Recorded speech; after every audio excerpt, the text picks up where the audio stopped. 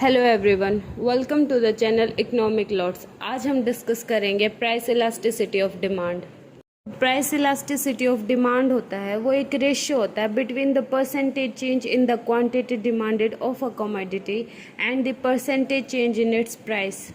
हमारा price elasticity of demand है उसको मेज़र करने के दो मेथड होते हैं। फर्स्ट मेथड होता है परसेंटेज चेंज मेथड और प्रोपोर्शनेट मेथड, और सेकंड मेथड होता है हमारा geometrical method. Percentage change method में हम प्राइस इलास्टिसिटी ऑफ डिमांड एक फॉर्मूले के थ्रू मेज़र करते हैं। हमारा फॉर्मूला क्या होता है? Proportionate change in the quantity demanded divided by proportionate change in the price.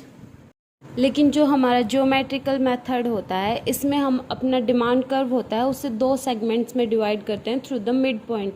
जो हमारा फर्स्ट सेगमेंट होता है वो होता है अपर सेगमेंट, और जो हमारा सेकंड सेगमेंट होता है वो होता है हमारा लोअर सेगमेंट। इन दोनों को एक फॉर्मूले के थ्रू पुट करके हम प्राइस इलास्टिसिटी ऑफ डिमांड को मेज़र करते हैं। हमारा फॉर्मूला क्या होता है? Lower segment divided by upper segment. इस स्ट्रेट लाइन डिमांड कर्व में जो हमारा मिड पॉइंट होता है उसे हम देखते हैं, जो हमारी इलास्टिसिटी ऑफ डिमांड होती है वो इक्वल टू 1 होती है। इसके ऊपर जो पॉइंट होता है हमारा उसे लेते हैं elasticity of demand greater than 1 होती है, और जो हमारा पॉइंट वाई एक्सिस पे होता है उसमें हम इलास्टिसिटी ऑफ डिमांड इन्फिनिटी लेते हैं।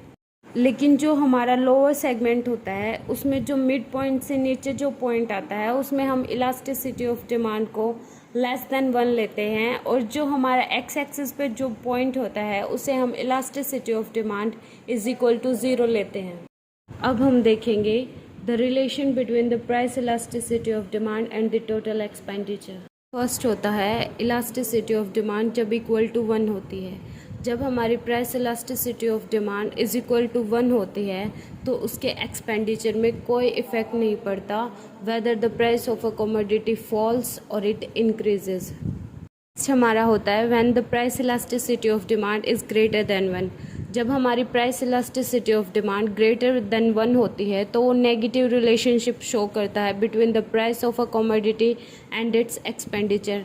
मतलब कि अगर हमारा प्राइस इंक्रीज़ होगा तो हमारा एक्सपेंडिचर डिक्रीज़ होगा, और हमारा प्राइस डिक्रीज़ होगा तो एक्सपेंडिचर इंक्रीज़ होगा। हमारा होता है when the price elasticity of demand is smaller than 1। जब हमारी price elasticity of demand smaller than 1 होगी तो वो पॉजिटिव रिलेशनशिप शो करेगा between the price of a commodity and it's expenditure. मतलब कि अगर किसी कमोडिटी का प्राइस इंक्रीज़ होगा तो एक्सपेंडिचर भी इंक्रीज़ होगा, और अगर किसी कमोडिटी का प्राइस डिक्रीज़ होगा तो हमारा एक्सपेंडिचर भी डिक्रीज़ होगा। Now we will discuss about the factors affecting price elasticity of demand. First factor हम लेते हैं नेचर ऑफ कमोडिटी। मतलब कि एक कमोडिटी का नेचर क्या होता है, वो नेसेसिटी गुड है या फिर नहीं है, वो भी एक कमोडिटी की डिमांड को अफेक्ट करता है। अगर एक कमोडिटी नेसेसिटी गुड है तो उसके प्राइस इंक्रीज़ या डिक्रीज़ होने से उसकी डिमांड पर कोई इफेक्ट नहीं पड़ेगा। नेक्स्ट फैक्टर हमारा होता है एबिलिटी ऑफ गुड। अगर कोई सब्स्टिट्यूट गुड है किसी भी कमोडिटी का तो उसके प्राइस इंक्रीज़ या डिक्रीज़ होने से उसकी इलास्टिसिटी पर इम्पैक्ट पड़ेगा। नेक्स्ट फैक्टर हमारा होता है income level of the buyer. अगर एक कंज्यूमर एंड लेवल कंज्यूमर है, मतलब कि उसकी इनकम हाई है, तो उसके कमोडिटी के प्राइस इंक्रीज़ होने से उसकी कंजप्शन पर कोई इफेक्ट नहीं पड़ेगा। नेक्स्ट फैक्टर हमारा होता है हैबिट ऑफ कंज्यूमर। अगर कोई कंज्यूमर किसी कमोडिटी के कंजप्शन के लिए हैबिचुअल होता है तो उसके प्राइस से उसकी इलास्टिसिटी पर कोई इम्पैक्ट नहीं पड़ेगा।